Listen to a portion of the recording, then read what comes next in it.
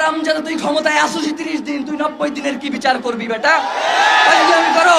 আমাদের এই কঠোর আন্দোলনের কারণে যদি সরকার পইরা যায়, তাহলে তো সরকার ঠিকই নাই, সে তো পইরা যাওয়াই উচিত।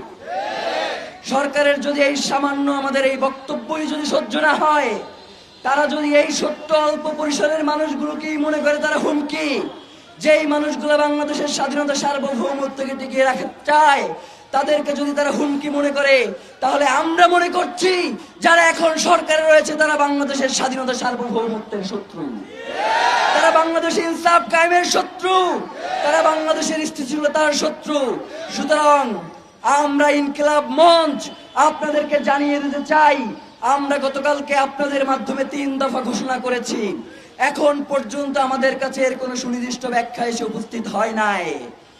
90 দিনের কথা বলা হয়, আরে হারামজাদা, তুই ক্ষমতায় আসিস 30 দিন, তুই 90 দিনের কি বিচার করবি বেটা? করো।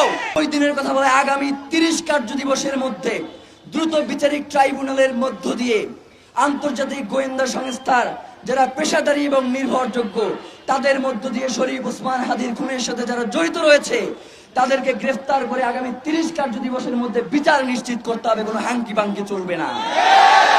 প্রিয় ভাইয়েরা, আমরা বলেছি, আমাদেরকে এখনো বিভিন্ন মাধ্যম থেকে জানানো হয় যে শহীদ ওসমান হাদিকে যারা হত্যা করেছে তারা এই দেশেই রয়েছে, এবং আমাদেরকে বলা হচ্ছে যে 25 তারিখে সকলে জনাব তারেক রহমান দেশে আসবেন, তার জন্য জনগণ উতলা হয়ে থাকবেন।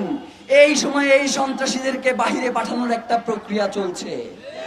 আমরা বাংলাদেশের জনগণকে সাথে নিয়ে বলতে চাই, জনাব তারেক রহমান আসবেন, এর জন্য আমরা ইনকিলাব মঞ্চ 25 তারিখে কোনো প্রোগ্রাম রাখি নাই, এবং আমরা মনে করছি যে জনাব তারেক রহমান দেশে ফিরে আমাদের এই আন্দোলনের সাথে তিনিও একত্রতা পোষণ করবেন।